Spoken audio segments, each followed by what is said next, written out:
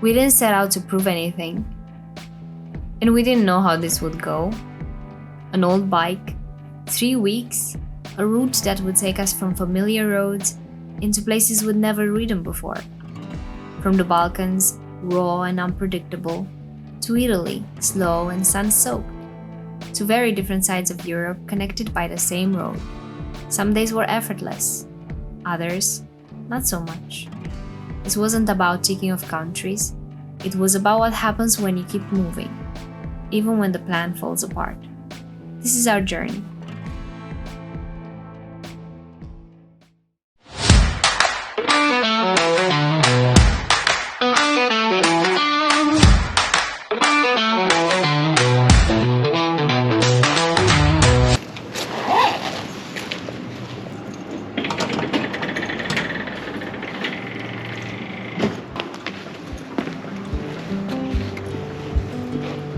Good morning! It's 6 a.m. on day 1 of our 3-week motorbike trip around the Adriatic and Italy. The bike is packed, the road is quiet, and we're setting off with an ambitious plan.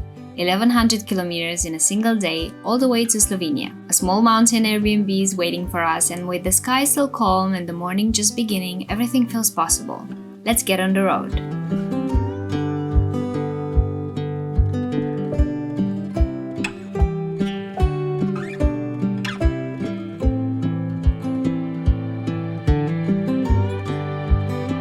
About 1.5 hours into the ride, we stopped for a quick fuel top-up. As the sky was also getting gloomier, we decided to put on our rain gear before continuing. And thank God for that, because for the next 2.5 hours we got completely soaked, rain gear or not. The rain just didn't let up and Luke's rain boot cracked pretty early on. So still early into the day, we stopped again to warm up a bit and for Luke to DIY a new rain boot using a plastic bag and some duct tape. I knew duct tape was gonna come in handy. But the makeshift shoe didn't have to last long. Within the next hour, the bike suddenly broke down right in the middle of the highway. After a few desperate attempts to restart it, it was clear we weren't going anywhere. Luckily, we were stranded close to a gas station, so we pushed the bike over and tried to figure out what to do next.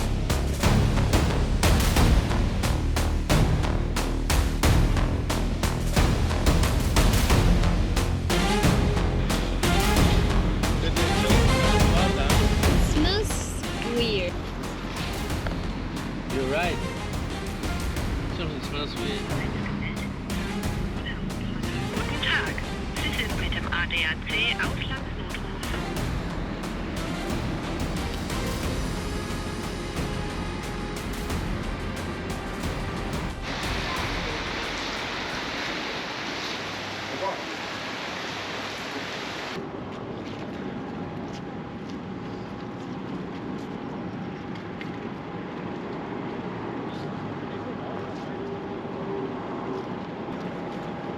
At least it didn't burn down.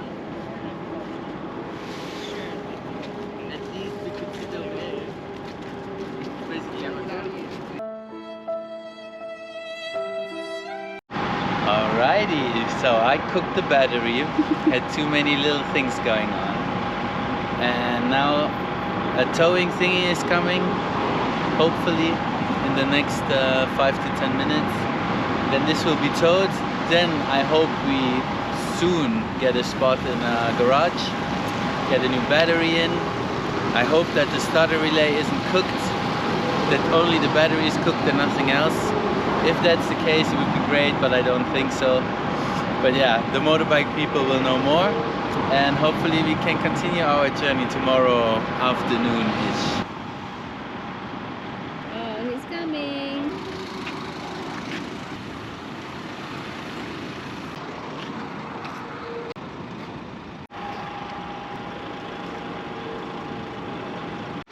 Yeah, okay. Alright, so here we are at the freaking garage. Let's hope they will do some magic. This is the ADAC guy. Let's see if our ordeal is over. Yeah, all things considered, not too bad. Sun is shining. We are somewhere in the north of Bavaria. Nürnberg is this way. Highway is over there. Maybe you can see it, maybe not. The motorbike is so Motorbike somewhere there. Keys in my pocket. So tomorrow morning I have to go there, 8:30.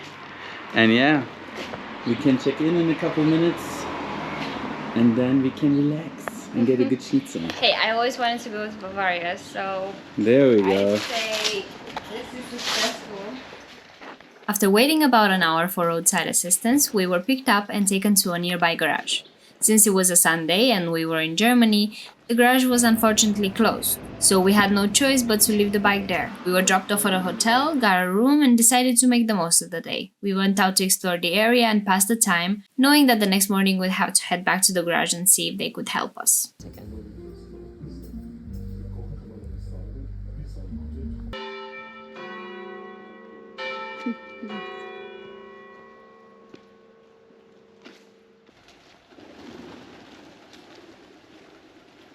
Nice and quiet. And there's bubble gum and things.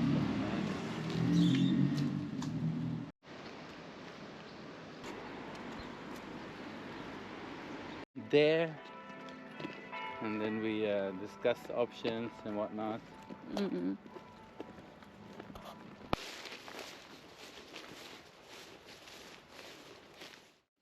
Nice. Good morning, it's 7:30, we had a quick breakfast, packed our things, and left them with the reception while we figured out what was going to happen with the bike. Reception called us a taxi and told us it would arrive any moment, so we went outside and waited. After 15 minutes, the taxi was still not here, so full with anticipation, we were eager to get to the garage and get some answers as to what would happen next.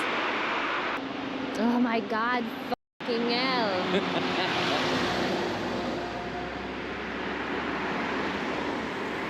Are you kidding me? Still not. 5 hours later. Shit. Hey, there we go.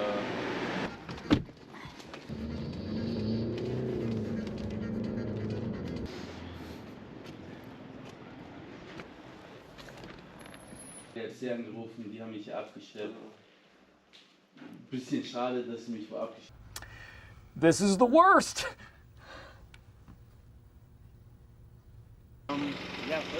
We arrived at the garage at 8 o'clock, but our hopes didn't last long. After a short conversation, it turned out they only serviced cars, no motorbikes, so there was nothing they could do for us. We called ADAC again and waited for another pickup. While we waited, we started calling every garage in the area to see if anyone had capacity to help us that day, just so we'd know where we could go next.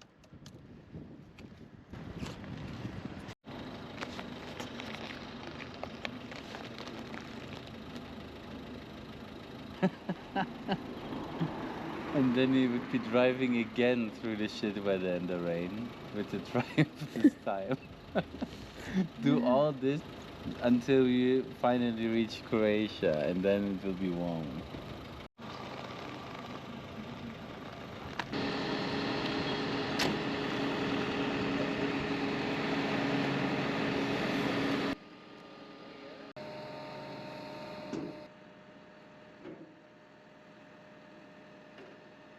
Alright, let's get in.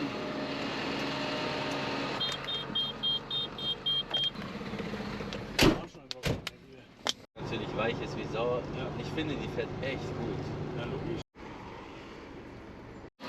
We were dropped off at a second garage and agreed that they would diagnose the bike in the afternoon and call us with an update.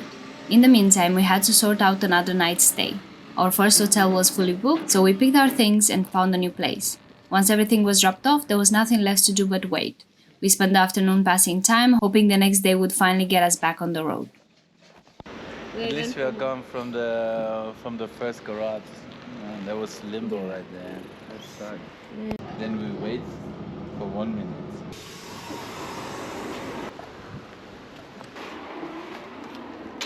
And then the ordeal is over. It just took us 36 hours. Get it, get it.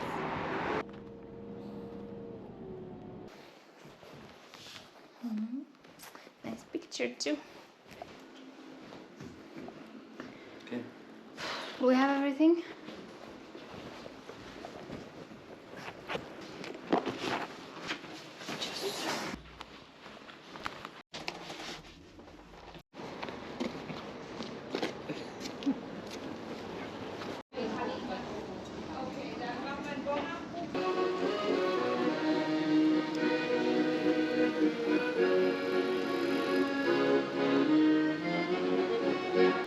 story time. This morning I got a call and they said that there was the cable was broken near the starter switch, and that drew an extra current and whatnot. Some shit happened, and that killed the bike.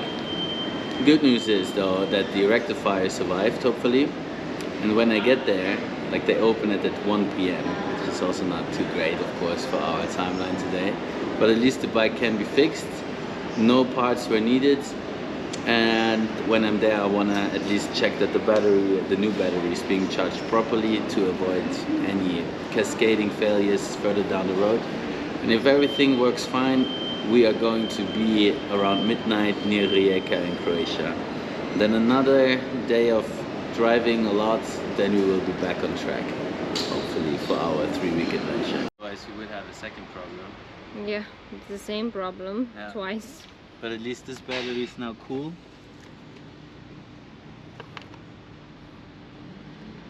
And yeah, these guys I put together later again, and then we drive without navigation system, without nothing. Yeah. And now I understand why some people have a voltmeter in their dashboard, so that they can check it continuously. But I must also say this bike is not the best. I mean, look at that electricity there and so on. And I did get some electricity down there as well for something. That is probably this guy right here. This is a new rectifier. The rectifier survived, hopefully. This is a new rectifier. We connected those. This is the original thing here. This connector was bad as well. Sorry, I'm eating something. And now we leave it running until this thing gets warm, and then we check again what the voltage will be across the RPM band.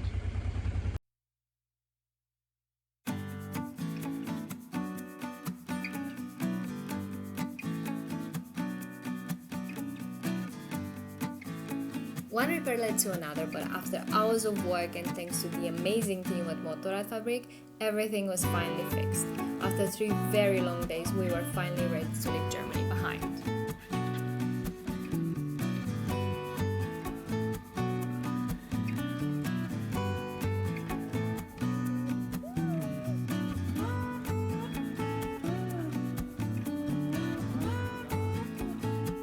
The catch? By the time we rolled out, it was already 4 p.m. and we still had 770 kilometers ahead of us. The ride was long and cold, but a few warm tea and snack stops kept us going.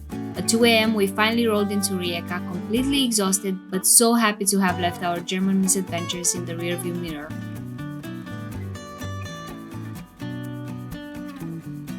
Good morning. After the events of the previous days, we were behind schedule, so we didn't stick around. We left Rijeka behind and headed down the Croatian coast towards Vodice, near Šibenik. And wow, the ride was unreal. Small coastal roads, crystal clear water on one side, rocky hills on the other, pure bliss. We stopped for supplies at a supermarket and then pulled over by the sea for lunch. We rode on, and by late afternoon we reached our Airbnb in Vodice, where our host welcomed us with homemade limoncello, slivovice and fig jam. After days of stress and roadside drama, this felt like heaven, so we spent the evening just resting and enjoying our welcome gift. Good morning!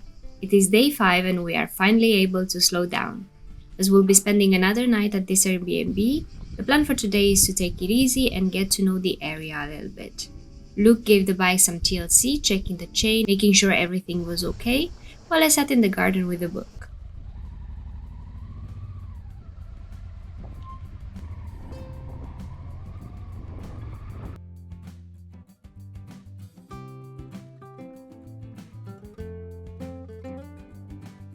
After a relaxed start in Vodice, we set off for Zadar.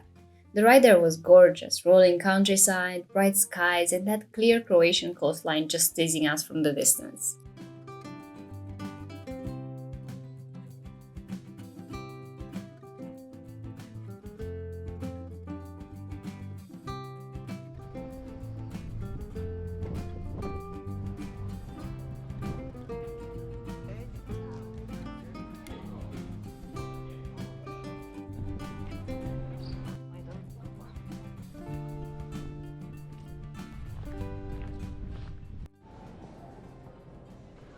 Zadar itself was stunning. We wandered around, took in the views, and eventually stopped for lunch. Nothing fancy, just some good cevapcici and grilled fish, but it felt like the perfect way to properly start enjoying Croatia.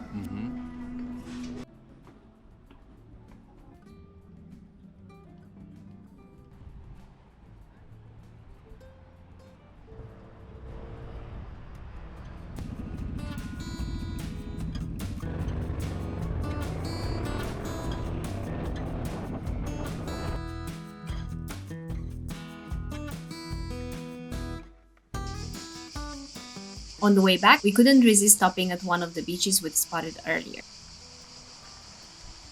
Afterwards, the day wasn't over yet, so instead of heading home, we pushed further south into Šibenik.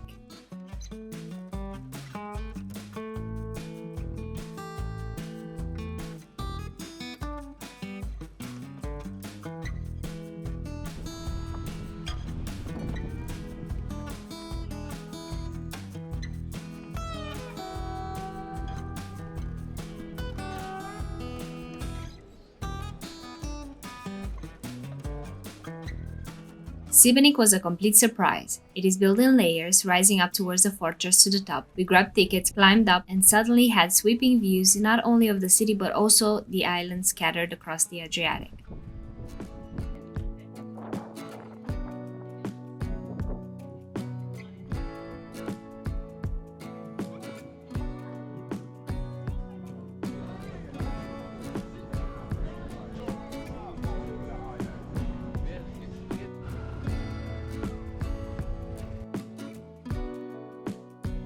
Golden hour hit while we were there, bathing everything in that perfect sunset glow. On the way back, we stopped by a supermarket for groceries and decided to cook at the apartment. We picked up 2 fresh doradas and some local vegetables. Dinner was fried fish, a crisp salad, and plenty of lemon.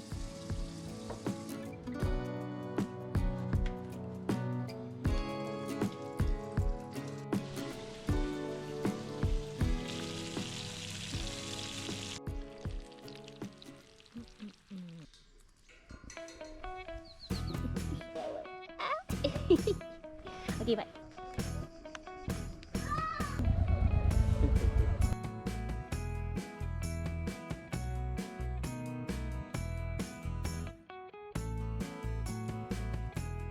The next morning, it was time to leave Vodice and head south. Our destination, Montenegro. But first, we made a stop in Split. The ride there wasn't as scenic as we took the highway for efficiency, but Split made up for it instantly.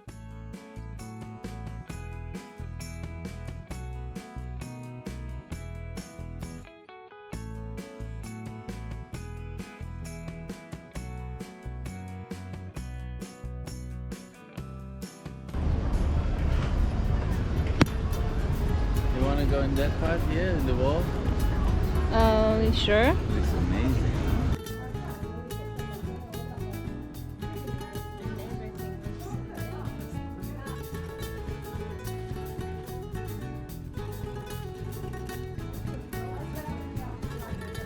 The city was blazing hot, so stepping into its shady labyrinth of narrow streets felt like entering another world.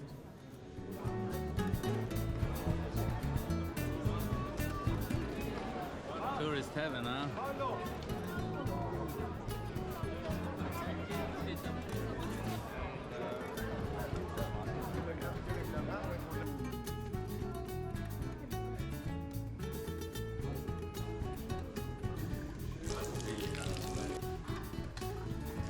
Oh my god.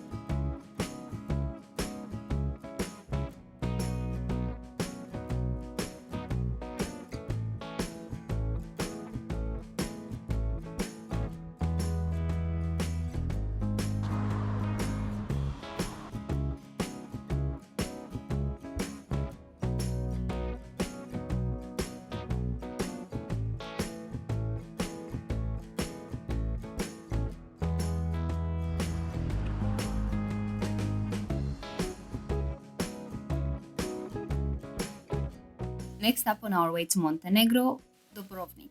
Or at least that was the plan.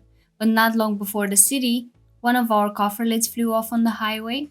We pulled into a motorbike shop on the outskirts, hoping for a fix, maybe even a replacement, but they only worked on scooters, so no luck for us. Without a lid to secure our luggage, we decided not to risk it and skipped entering the city itself. Instead, we admired King's Landing from above, beautiful but definitely on the list for next time.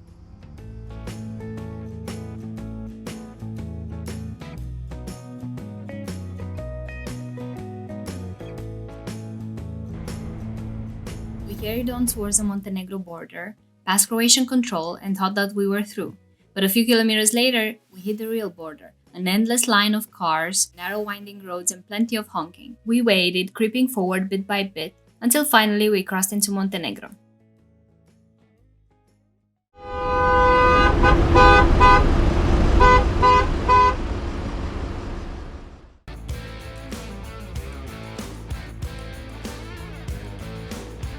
From border control, it was about 40 minutes to reach our Airbnb.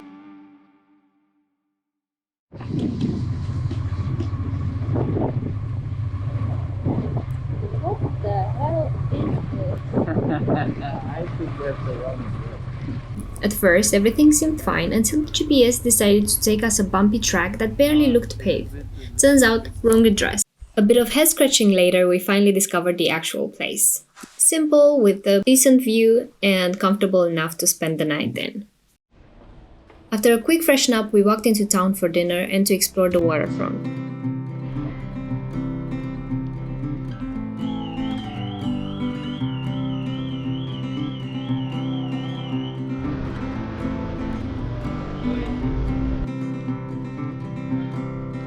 And Montenegro instantly caught us off guard. The bay was absolutely beautiful.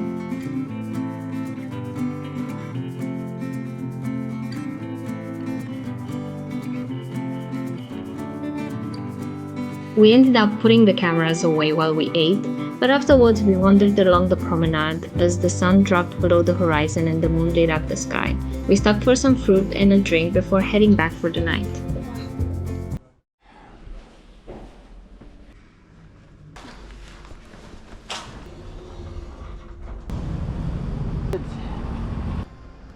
We woke up the next morning, packed up the bike, ran through the usual checks, and set off. The plan for today was to ride from Herceg-Novi in Montenegro to Dures in Albania. On paper, it looked simple, just 234 kilometers. Should have been a quick day ride, right? Except the GPS insisted it would take us over 5 hours. We couldn't quite figure out why, but decided to roll with it and find out along the way. We followed the small roads until we reached the main one that runs around the Bay of Kotor. And suddenly, wow! This turned into one of the most beautiful rides of the entire trip. The road hugged the shoreline, the crystal blue water on one side, palm trees and flowers lining the other. People were sunbathing, swimming, just enjoying their morning while we rode through this scenery that felt almost unreal. Before long, the GPS pointed us towards a ferry. We debated taking it, but in the end decided to skip it, choosing instead to ride the full loop around the bay. We wanted to soak up every view we could before heading further south, especially since our time in Montenegro was gonna be short.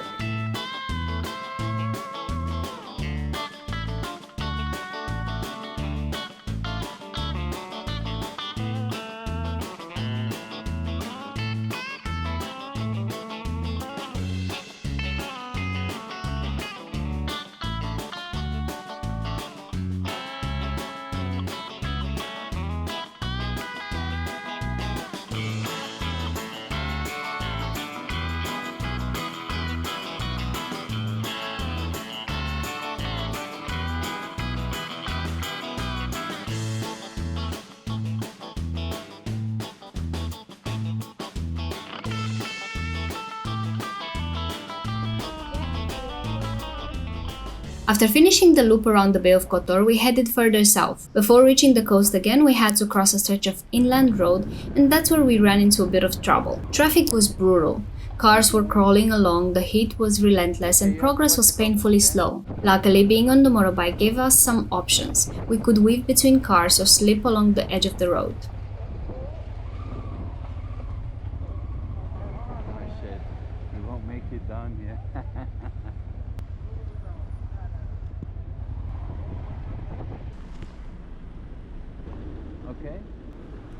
Meanwhile, the bike itself wasn't happy either. With its cooling issues, the engine temperature kept rising. We had no choice but to stop. Luckily, we spotted a car wash on the side of the road, pulled in, and gave the bike a proper spray down with cold water. We joined in too, taking turns hosing each other down just to cool off. It turned into a surprisingly fun break in the middle of all that chaos. Refreshed, we hit the road again.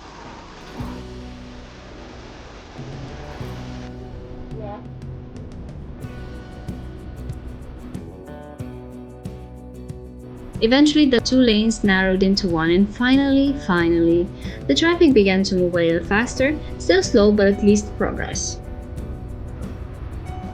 Our moment of respite was short-lived, however, because we ran into more roadworks, which at one point took us completely off the tarmac. Thankfully, we were on the adventure bike, but exactly for this type of road conditions. We then finally jogged back down towards the coast. From there, the road wound along the shoreline, weaving through village after village. The pace was still slow, but now it all made sense. This is why the GPS had predicted such a long ride for such a short distance. But honestly, we didn't even mind. With every curve, we were rewarded with breathtaking scenery.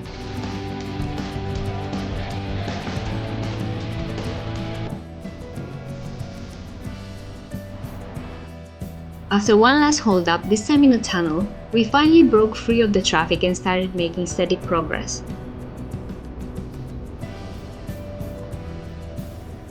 We pulled into a gas station / supermarket for a quick break, grabbed some drinks, and picked up Montenegrin ham for lunch.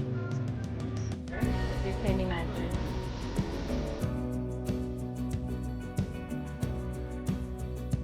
From there, the ride carried us through a rocky landscape with incredible views, until at last we rolled up to the Albanian border.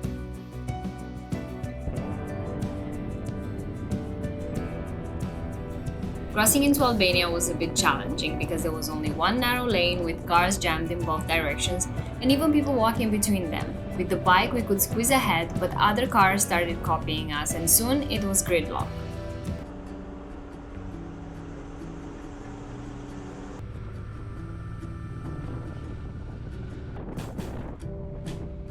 Now what are they gonna do?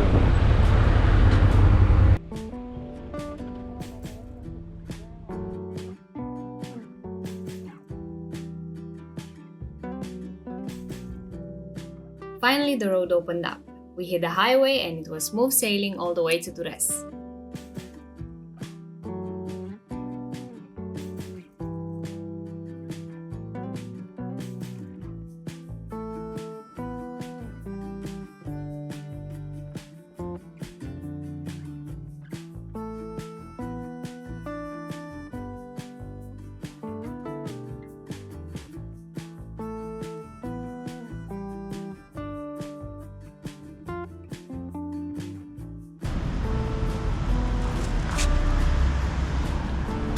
We've made it!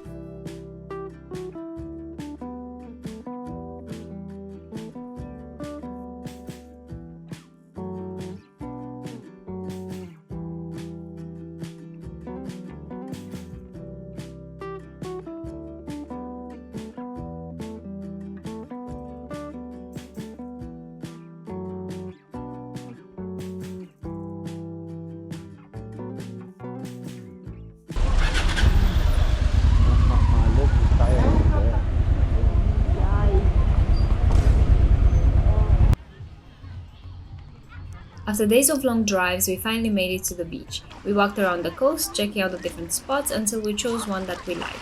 It was the perfect place to pause, unwind, and enjoy a well-earned moment of calm.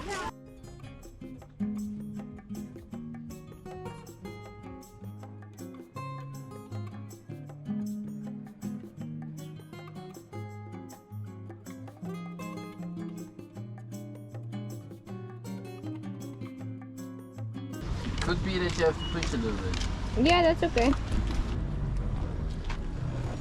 Yeah, like you can step up. Oh my god, it seems so dirty.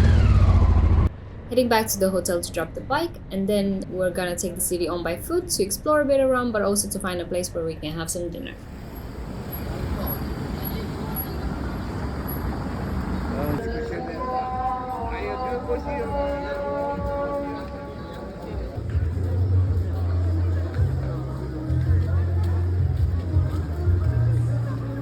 definitely try one out later. Ooh, it's in a tuna. Pickled tomatoes.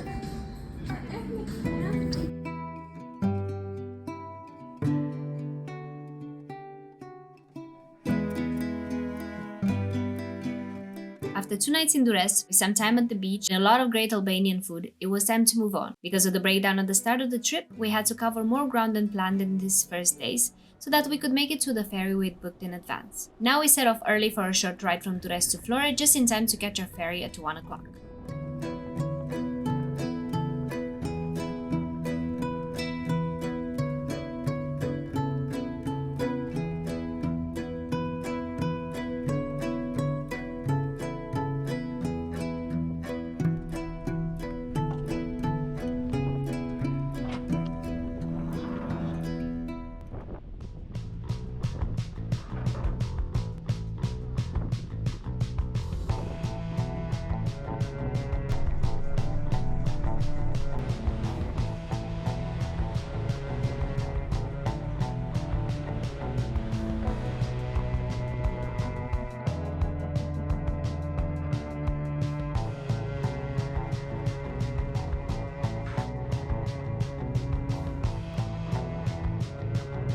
6 hours later, we arrived in Italy, landing in Brindisi. We'll spend the night here, ready to start the next chapter of the trip the following day, exploring Puglia.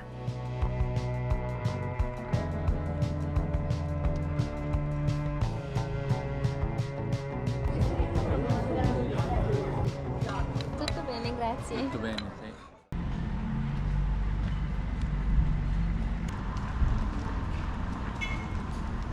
So the goal is to go down here. Basically here, this is 1 hour and 3 minutes away.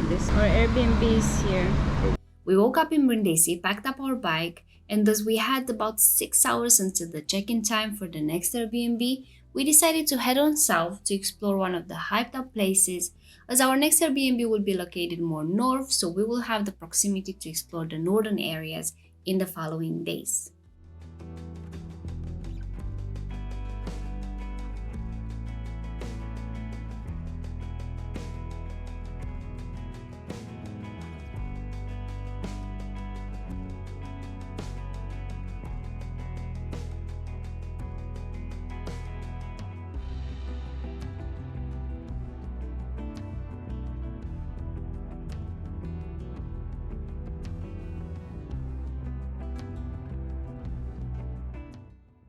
But first, stop for a proper Italian coffee and breakfast pastries.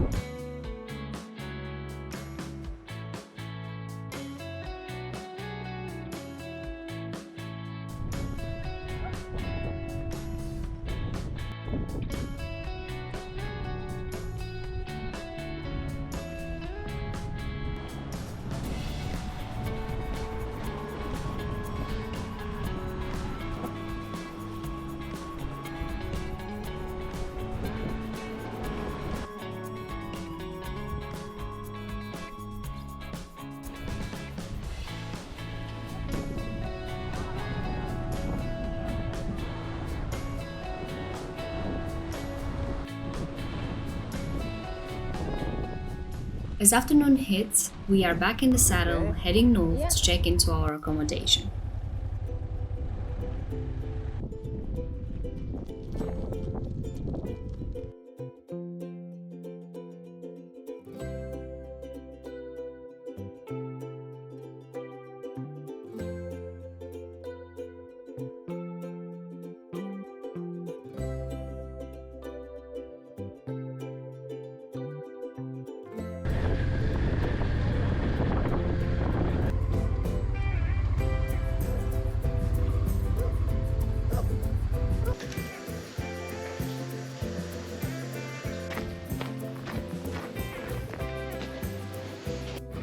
As it's after 3 p.m. and we only had 2 pastries to eat today, we're heading into town to find a place where we can have some food.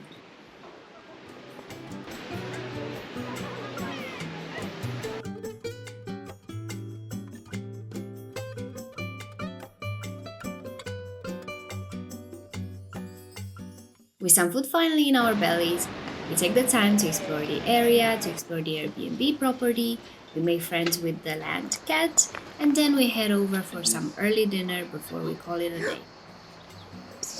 Hey, where are you going? It's like she fell out of a chimney. It's fresh wine.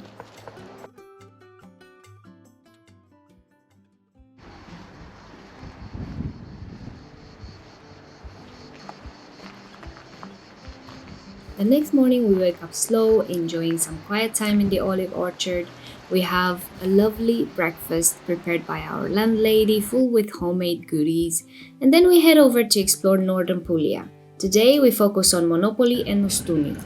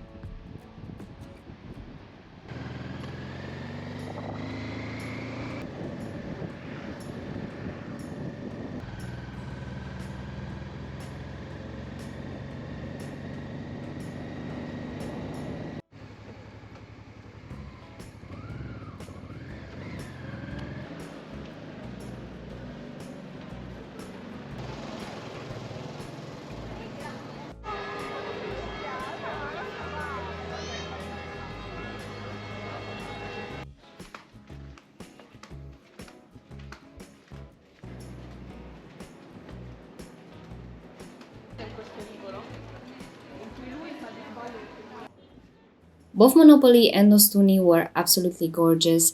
In Ostuni, we even got to see a wedding, which, if you're into things like that, it means that we will run into a bit of luck. Otherwise, it was just really pretty to walk around, really quiet too, and we were surprised that the small streets actually allowed traffic, like this car that almost drove over our toes. But otherwise, really precious. And then we packed up, went back to Torrecane, we had some dinner, and then we prepared for tomorrow's drive, which will take us to the next destination.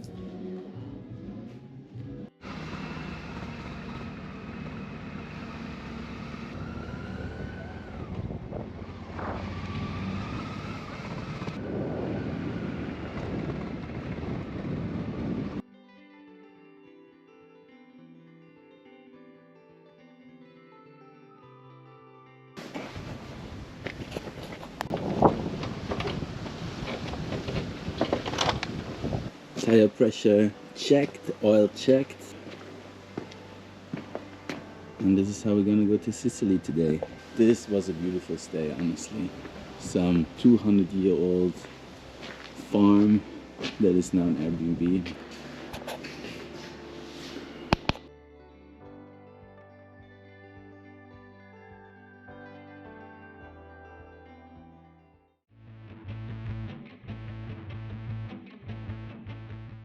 So the plan for today is to drive from Torrecane all the way to East Sicily, 506 kilometers to go, so about 6 hours, and then with some breaks and gas top up, this will probably take most of our day.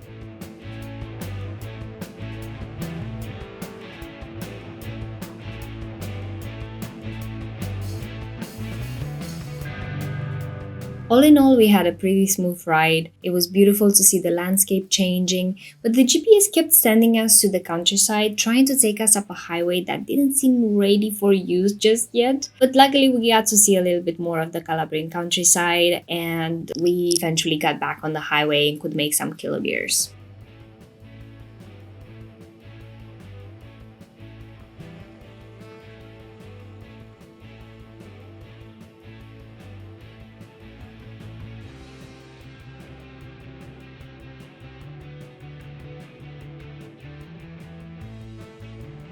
Crazy?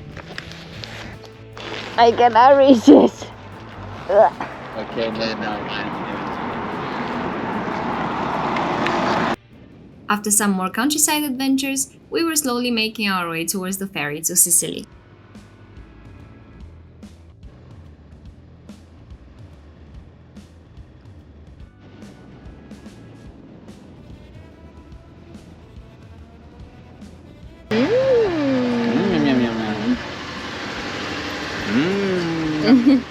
Yeah, a little piece.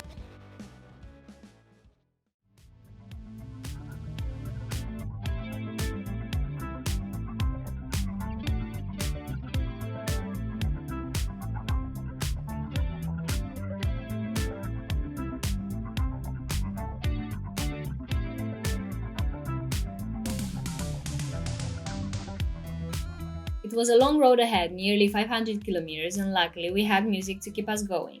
But the landscape itself kept us more than engaged. Beyond the beautiful views, we found ourselves driving past a number of wildfires, including this one.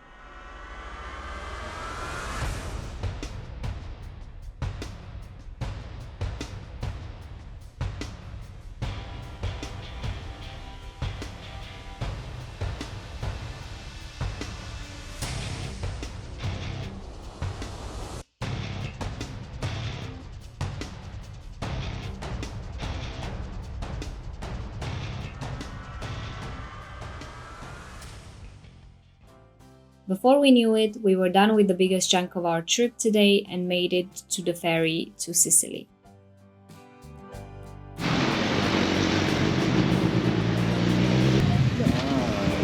pros are here.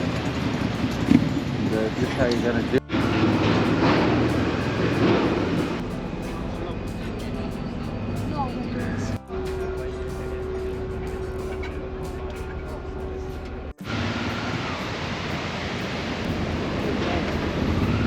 Andiamo.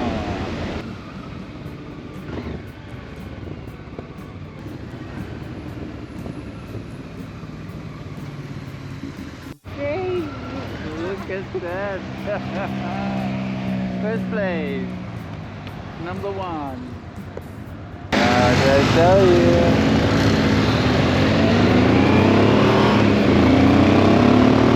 Yay, let's all drive like crazy. Woohoo.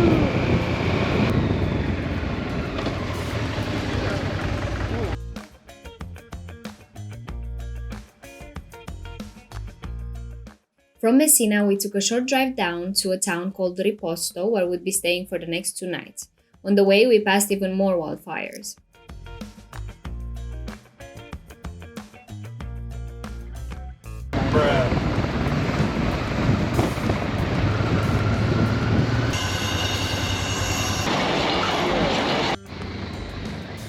We checked in quickly, dropped off our things, and got back on the bike, this time heading towards Taormina.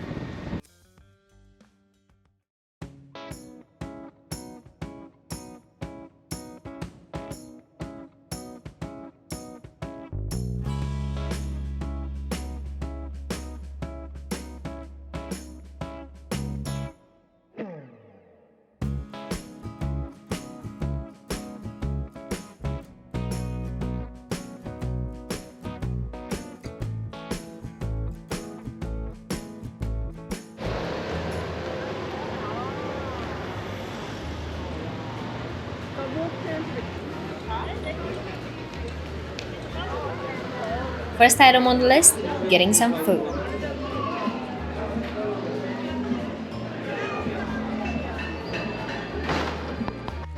What do you want? Arancini.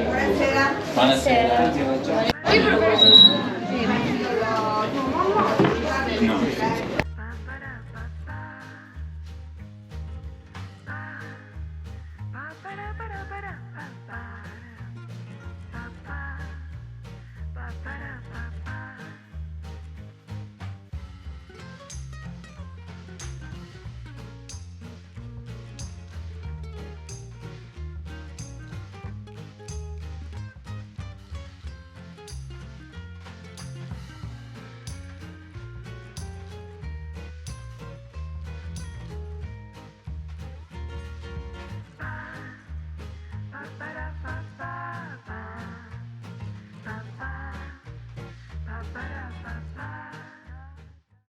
We had our arancinis and limonadas, so we naturally had to try some pistachio goodies as well, and went for this pistachio gelato canolo, which was absolutely amazing.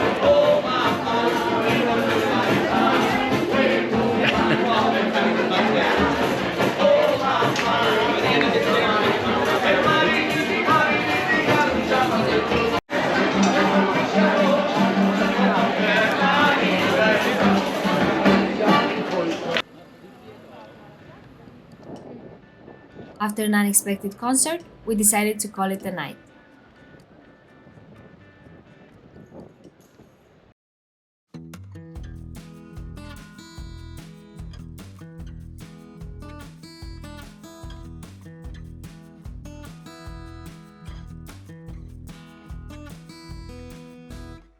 This morning, we woke up well rested in Riposto, a small seaside town on Sicily's eastern coast. And today's plan is simple: explore one of Sicily's most iconic landmarks and one of Europe's most active volcanoes, Mount Etna. Etna is only about 31 kilometers from Riposto, but the road up is full of twists, hairpins, and long climbs. It takes roughly an hour, and every minute is a scenic ride. Let's go!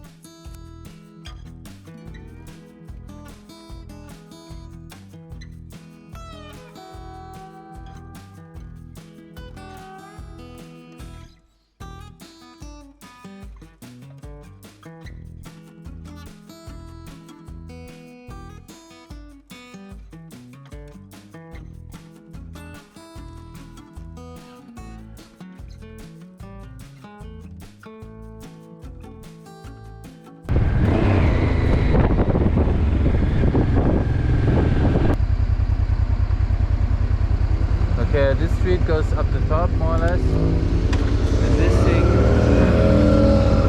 is the wrong path. Oh, it's a stop right there. Okay, then on.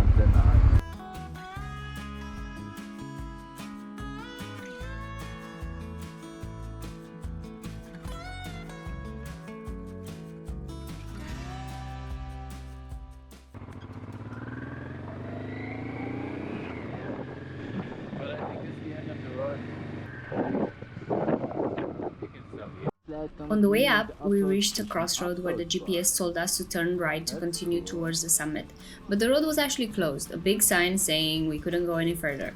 So we took a small detour and followed the only road that was still open, which brought us to the endpoint of the public access area. From there, the only way to reach the top of the volcano was to join one of the organized off-road tours that leave from the little hub at the base. Because we were tight on time, we decided to skip the tour. Instead, we walked around the area, soaked in the views, and admired Etna's peak from a distance. We grabbed a snack and a drink, enjoyed the moment, and then we started our ride back down.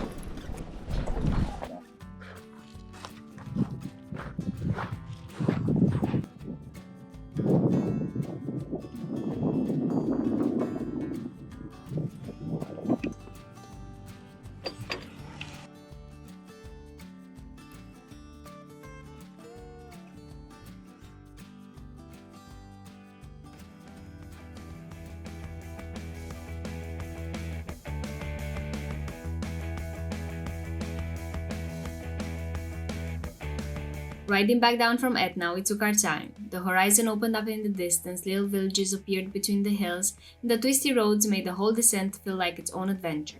The Sicilian landscape was just incredible to ride through.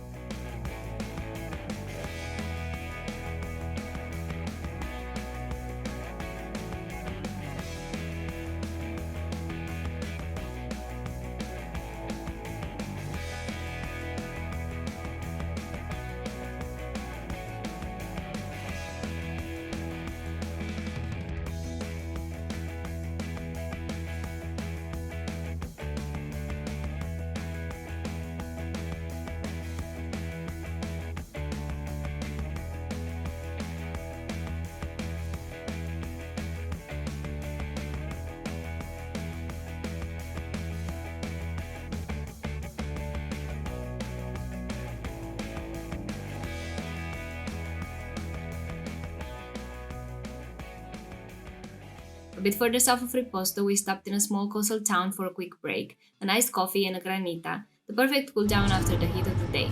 After that, we headed back to our Airbnb to change and get ready for the beach.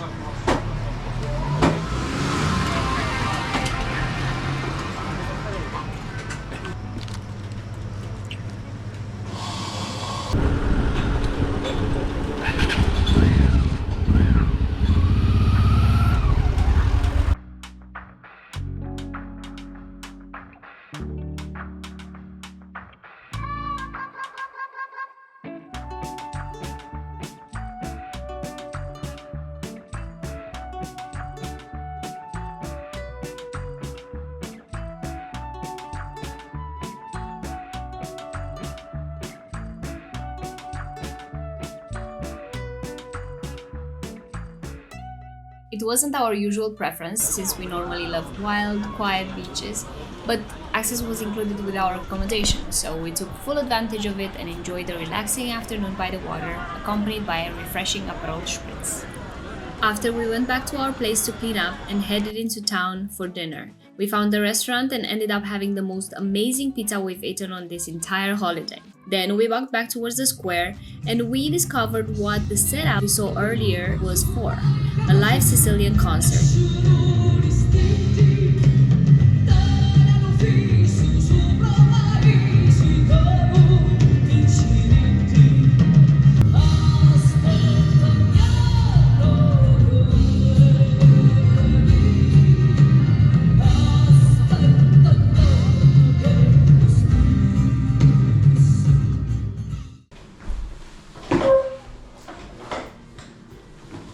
The next morning in Riposto started with a surprise. When we went to pack the bike, we noticed that the kickstand had actually sunk into the tarmac overnight. That's how hot it was. Summer in Sicily is no joke. After sorting that out, we grabbed a quick breakfast of sweet pastries.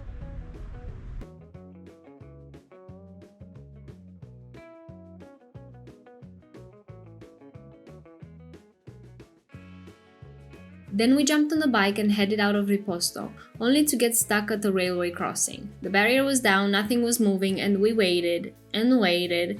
10 minutes felt like forever. No cars around, no locals waiting. Eventually, some pedestrians told us that there was another way around. A quick check on Google Maps confirmed it. Oh, no way, bro. This is complicated. Oh, fucking. Oh, easy. We should go to the other side. Actually, we're getting to the other side.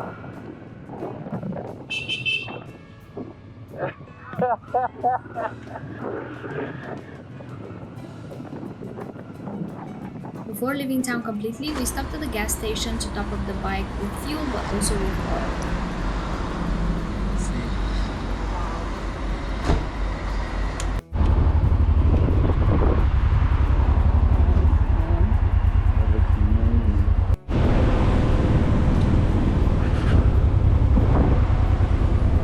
Finally, we were ready.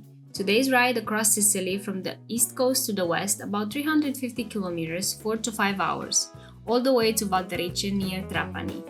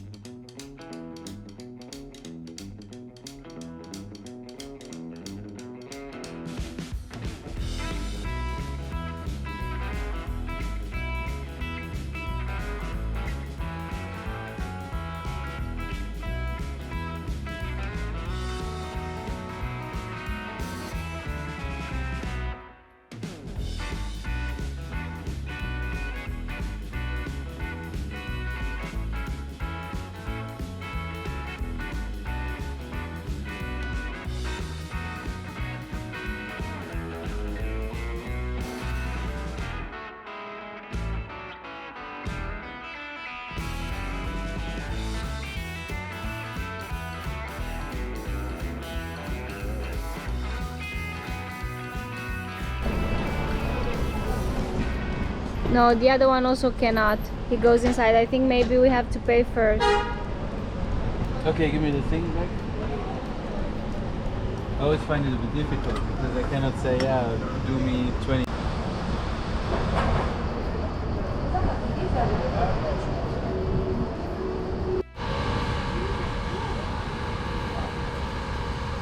After a quick fuel stop, which turned into a much longer one, we were finally back on the road. If you've ridden in Italy before, you know the struggle. At many gas stations, you have to prepay, which makes it almost impossible to guess the exact amount you need to fill the tank. So after a bit of trial and error, we topped up and continued toward Trapani.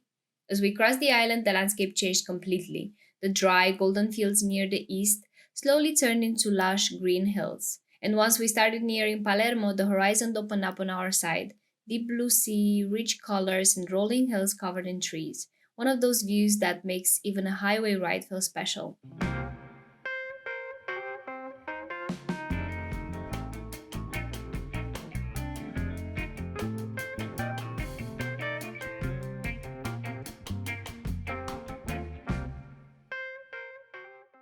But before we could push for the last stretch toward Valderice, we needed a break. It was around 35 degrees Celsius, we'd been riding in full sun all day, and I was starting to feel a little bit woozy. So we stopped at a supermarket, found some shade, drank a lot of water, and grabbed some surprisingly delicious food for almost no money at all.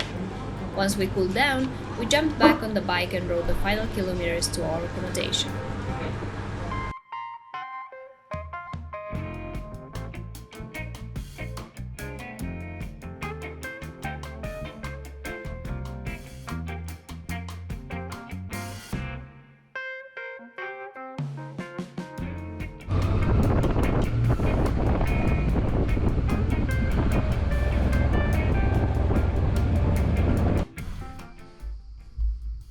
After a quick check-in, we took a moment to look around the property, and honestly, it was even dreamier than the photos. A peaceful garden, wide open views all the way to the horizon, and the classic Italian charm inside the house with old mosaic floors and vintage details. The perfect place to unwind after a long ride.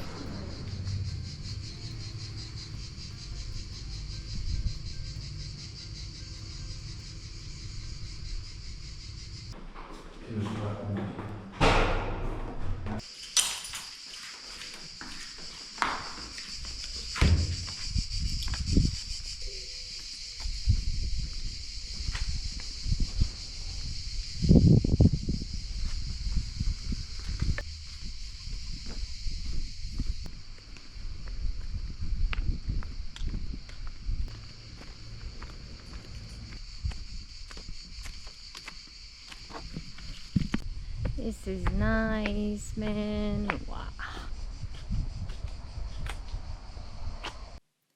We dropped our things, freshened up, and jumped back on the bike. The plan for the evening was to head into Trapani, explore the town a bit, and maybe grab a drink and something to eat. But first, we made a quick stop along the waterfront to scout out a few beach spots for tomorrow, a little preview of what's coming next.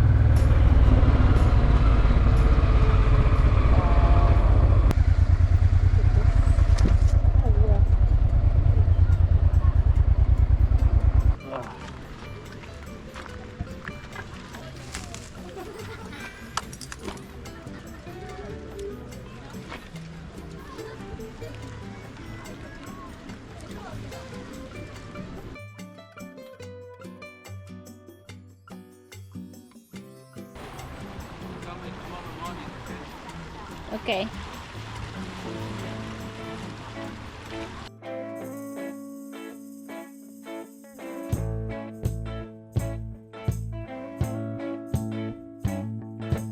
I don't wanna tie you up now. I don't wanna do the thing. I don't wanna have you, baby. I just wanna have a fling. I wanna go down, stay.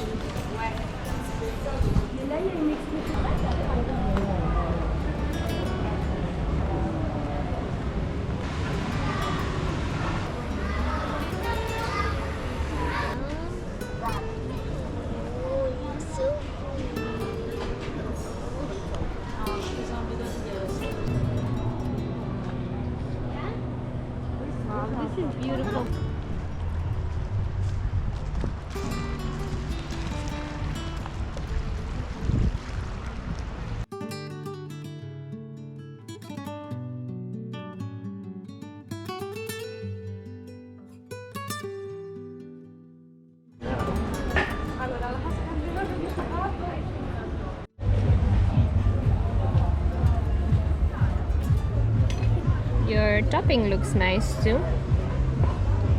Let's have a try. My thing, it looks like proper steak, man. After exploring the city and watching the waves crash along the waterfront, we settled in for an amazing seafood dinner. Of course, we weren't the only ones interested. A couple of curious black cats hovered around our table, hoping for some scraps.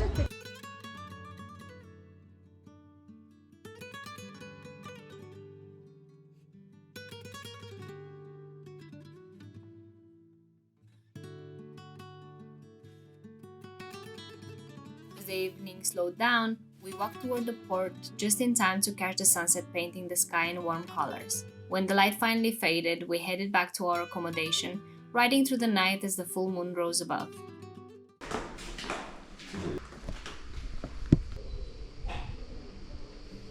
Oh, our brioche. How I see the day planning out more or less is a little bit of snorkeling, then we could do the salt plains. We kind of have to beat the heat because I cannot really think of an activity that we could do during like 1 to 3 p.m. That's just super hard.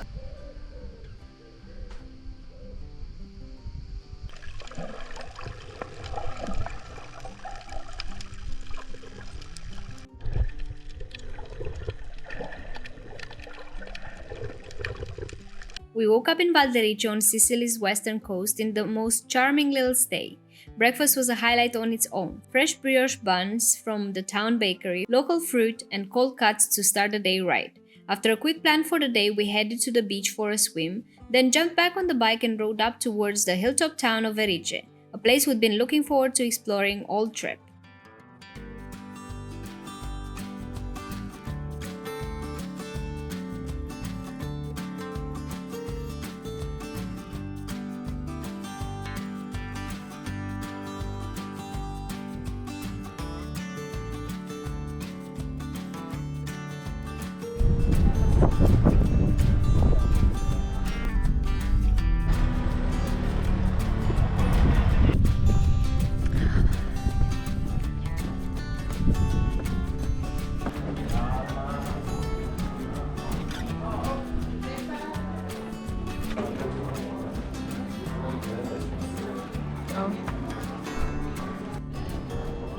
As sunset approached, we wandered through Erice looking for the perfect spot, but with the town wrapped in stone walls and trees, the sun stayed stubbornly out of sight. Then almost by accident, we spotted a thin ray of light hitting the ground in a quiet parking lot. Following it, we found an opening in the trees along the city walls, and just like that, the sun revealed itself sinking slowly into the horizon. With the sunset behind us, we made our way back to Valderice and called it a night. Tomorrow would be another big day.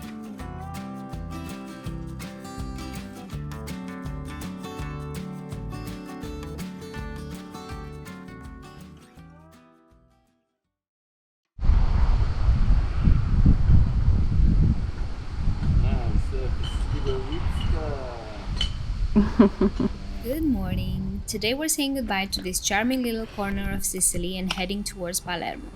It's a short ride today with a quick stop planned in Alcamo along the way.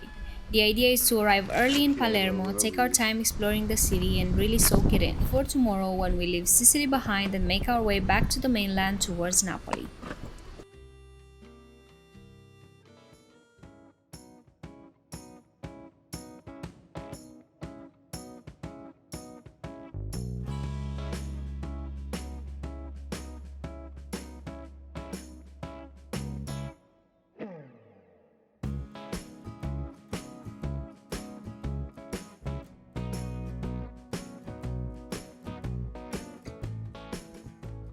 Although the ride to Alcamo was short, getting into the city took a bit longer than expected. Traffic was slow, the heat was intense, and we decided to take it easy. We used the stop to cool down a bit, both the bike and ourselves. While we were there, we met a local kid playing nearby with a water gun who happily helped us out by spraying the bike and eventually us too. Grazie. Well, I have to. Can you hold it straight? Now you hold it here or here or whatever. 3, 2, 1.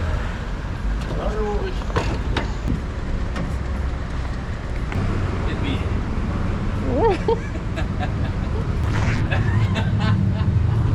Okay, Federico. Ciao, ciao. Ciao. After a short break, some water and a lot of smiles, we were ready to get back on the road.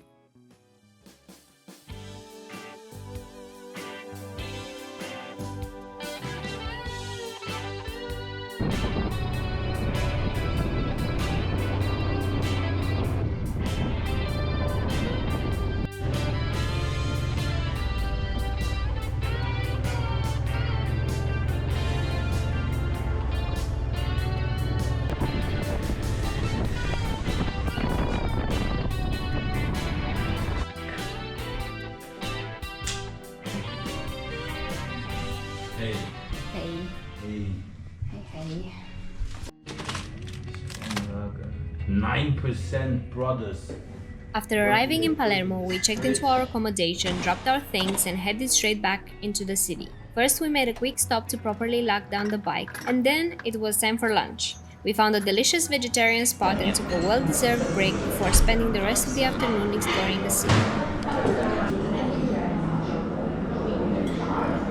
We headed further into the city, and honestly, we couldn't believe our eyes. Every street, every building felt more impressive than the last. Wow. We have to walk down here. Okay. Even this, look how it is decorated, man. Oh wow.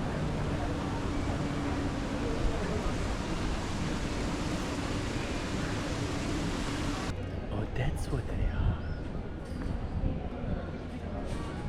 Look at that tower here. That's a great tower. Yeah.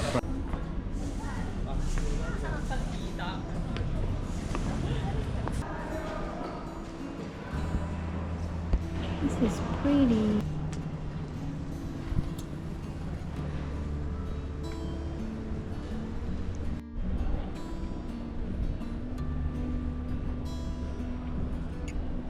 Parts of the city were under renovation, and by the time we reached the cathedral, it was already too late to go all the way up. Still, seeing it from the outside and walking inside was enough to leave us completely in awe.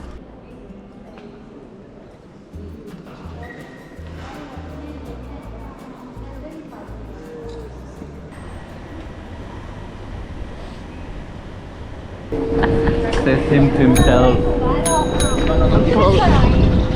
Oh. What's happening? Shit. We have flat tire? Yes. Big time. Are you kidding me?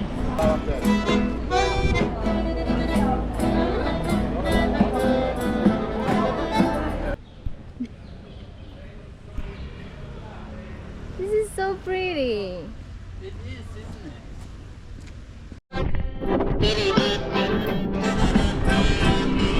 After an impromptu game of hide and seek, we finally found a scooter that didn't have a flat tire. From there, we kept exploring, cruising through Palermo's back street and narrow alleys, slowly making our way back towards our place and calling it an early night, ready for the long ride north the next day. I've reached the...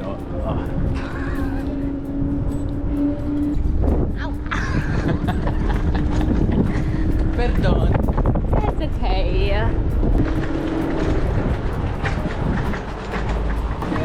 It's the hardest working scooter in Palermo right now. Oh, You make it. Come. okay, you go. Okay, go.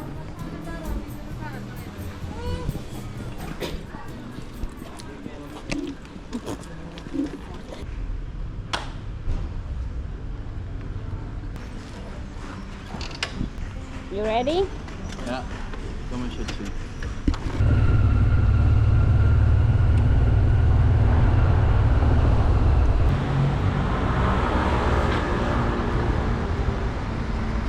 Buy some aqua?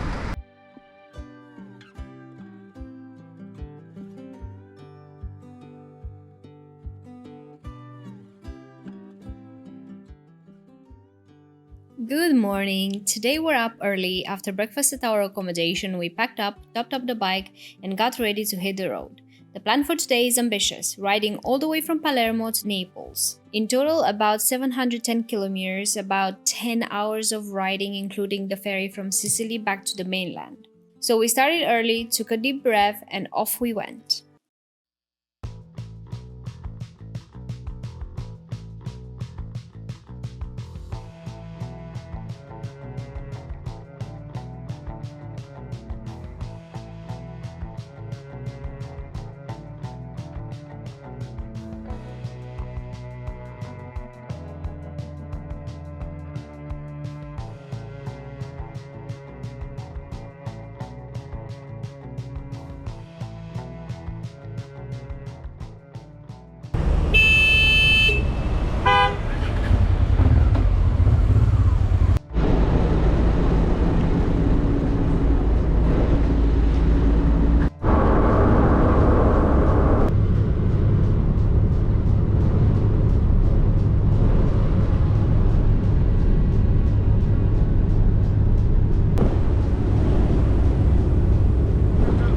The ferry ride was a welcome moment of respite, a chance to take off our gear, cool down, and catch our breath as the heat kept rising throughout the day.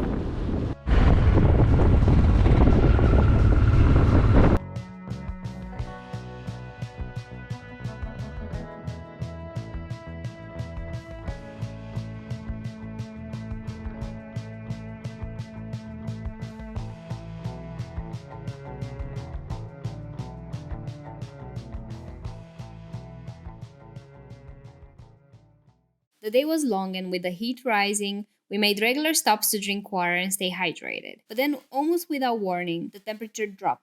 The sky darkened, and before we knew it, we rode straight into one of the heaviest hailstorms we've ever experienced.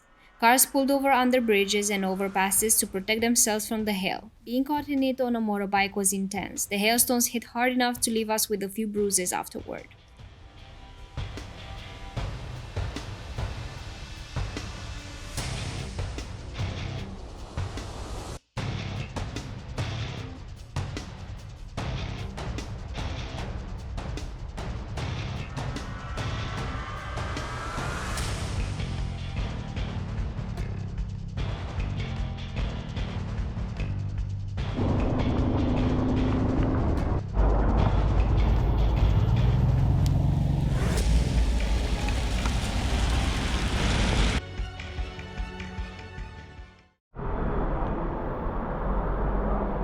Luckily, the stretch didn't last too long. Before we knew it, we reached our accommodation, changed out of our soaked gear, and finally warmed up. Good morning. After yesterday's long and stormy ride, it was a relief to wake up to sunshine again in Vico Equense. Today started slow. First on the list was laundry. Traveling by motorbike means packing light, so washing clothes has become part of the routine. While the machines were running, I took the time to write a few postcards for family and friends, and we wandered through the village a bit. Vico Equense is one of the oldest towns on the Sorrentine Peninsula, with roots going back to Roman times. Its name comes from Vicus Equensis, referring to an ancient settlement near water sources. Unlike Amalfi or Positano, Vico Equense sits high on the cliffs, which is why it has those incredible views over the Bay of Naples and Mount Vesuvius, but very few direct beaches unless you climb down. On a clear day, you can see Mount Vesuvius, Capri, and Bay of Naples all at once, which is why this area has been loved by artists and travelers for centuries.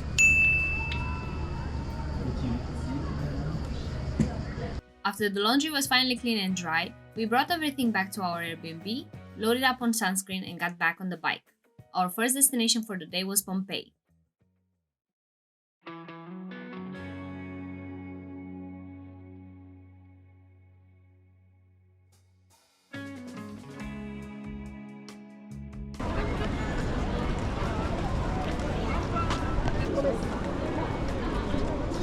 Incredibly hot, huh?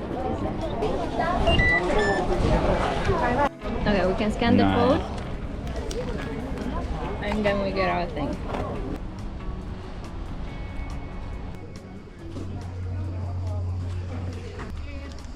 Want a cafe?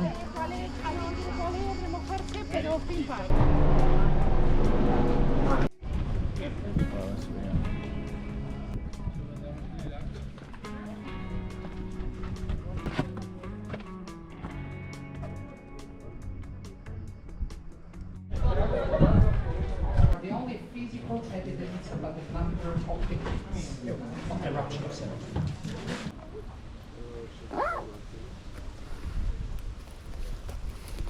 wouldn't drink that water. Yeah, I'm also quite reluctant.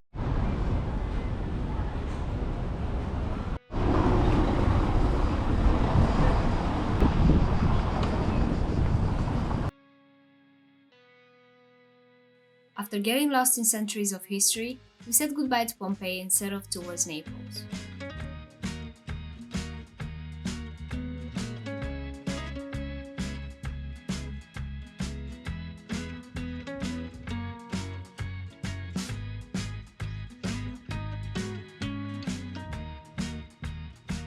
The first item on our list in Naples was simple: food. We had skipped lunch, it was already late afternoon, and hunger was very real. We parked a bike and found a small local restaurant and went straight for classic dishes: pasta al pomodoro, a rich parmigiana, and a pasta with ragu di agnello, a slow cooked lamb ragu that was absolutely incredible. With our bellies filled, we headed back out to explore Naples on foot.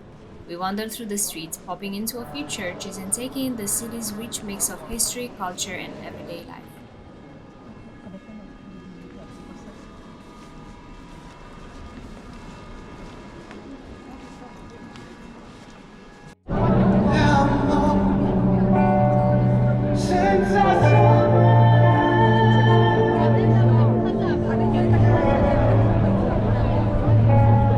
Our time in Naples was far too short to fully explore the city, but as night fell, we had to call it a day and head back.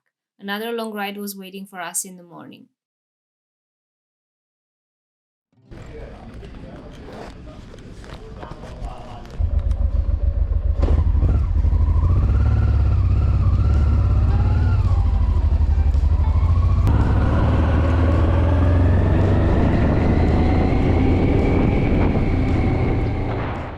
Good morning! After our time in Campania, it was time to say goodbye and head towards our next destination, Tuscany. We have a dreamy Airbnb waiting for us there, but first, a long ride.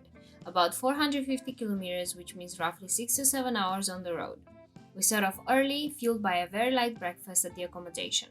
4 hours later, hunger started to win, so we did what any responsible road trippers would do. We stopped at a supermarket, grabbed some ready-to-eat food, and went looking for the perfect picnic spot. Nature, shade, a scenic view, that was the plan. Reality, a curb next to a gas station. Not exactly Instagram worthy, but it did the job.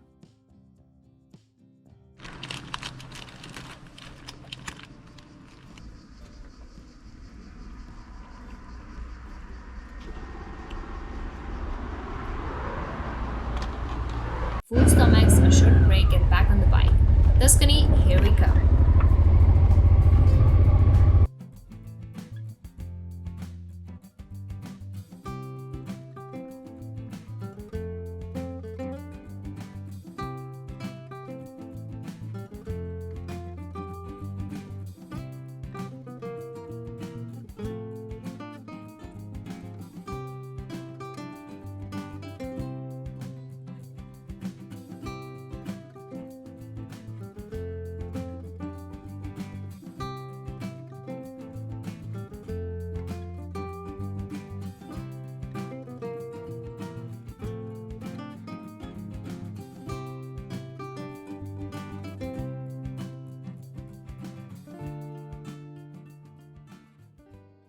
As we got closer to Tuscany, the sky started to change. Dark clouds rolled in and it was clear a storm was on its way.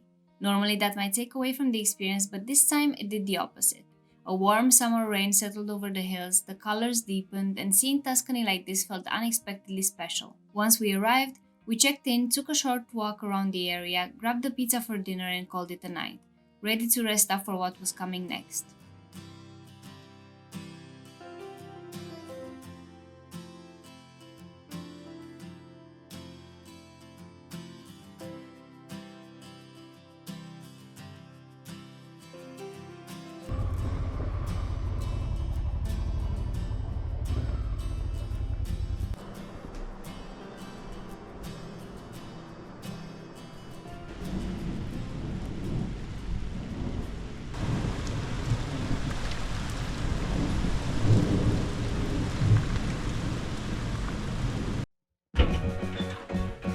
Good morning!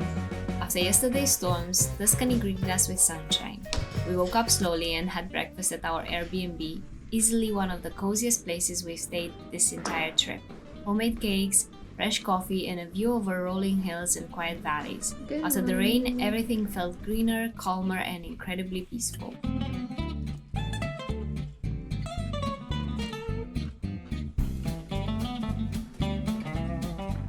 After breakfast, we packed up, got back on the bike, and stopped for a quick fuel top-up.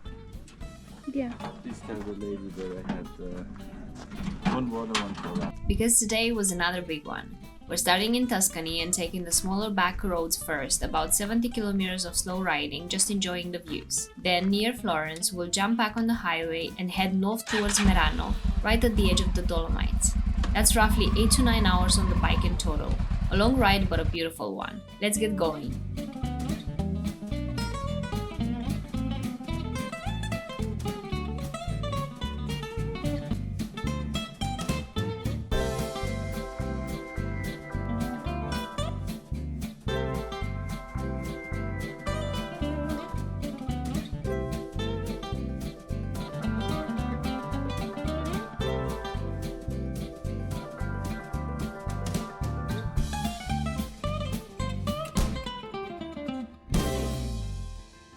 The ride through Tuscany's valleys was beautiful, but the roads were winding and slow, and time passed quicker than we expected. Before we knew it, the 2 hours on the back roads were already gone. We planned to stop for an early lunch in a nearby village, but quickly realized nothing was open. It was the 15th of August, Ferragosto, one of Italy's biggest holidays. With very few options around, we got back on the highway and stopped at the first gas station instead, putting together a simple lunch of sandwiches, fresh watermelon, and a few sweet treats to fuel us for the long ride north.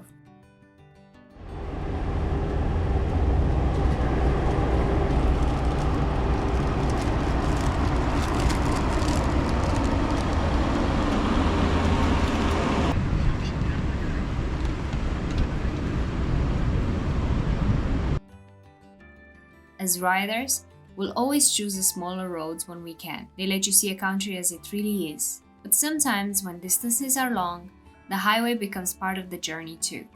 And Italy makes that easy. Even at speed, the views never really disappear. As we rode further north, the landscape slowly began to change. Hills turned into valleys, valleys into mountains, until they started to surround us from every direction. By the time the peaks came into full view, it was clear. Tonight we'd be sleeping in the mountains.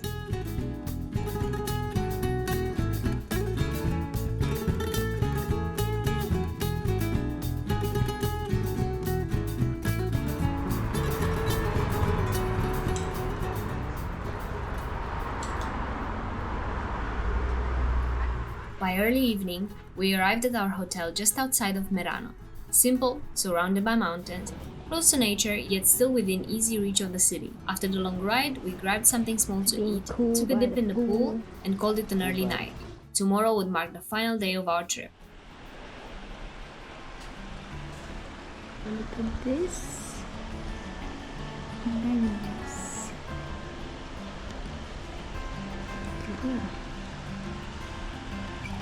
Alright, last trip. Last trip, everybody. Last.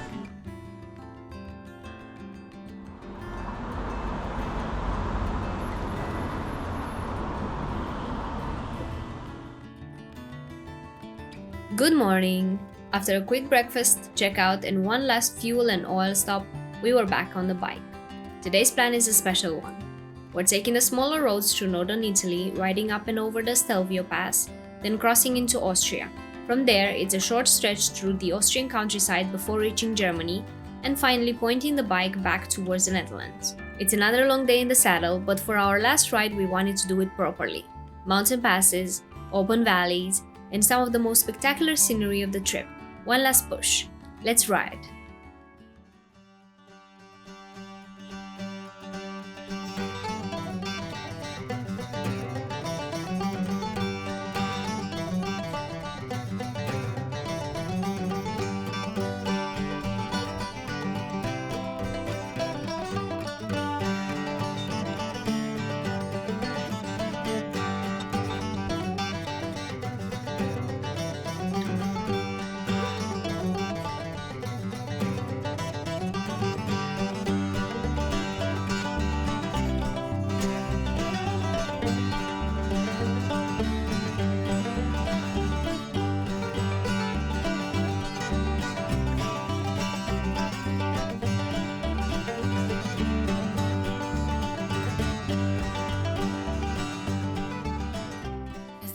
years kept ticking by, we realized how different this ride felt from the first days of the trip. Back then, everything was about plans, destinations, and making it on time. Somewhere along the way, that shifted. The road itself became the point, not how fast we got there, but how much we took in along the way.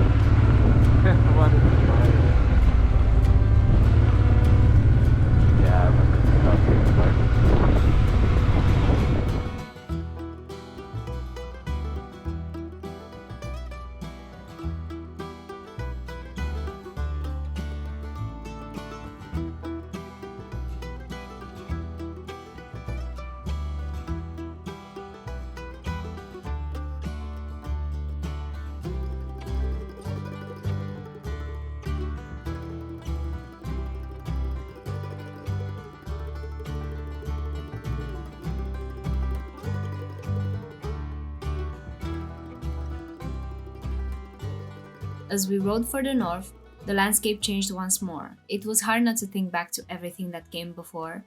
The coastlines, the cities, the mountains, the borders crossed. Even the rain didn't bar us anymore. If anything, it felt familiar, reminding us of the very first day of the trip when rain slowed everything down before it even really began. This last stretch felt like a quiet summary of the entire journey.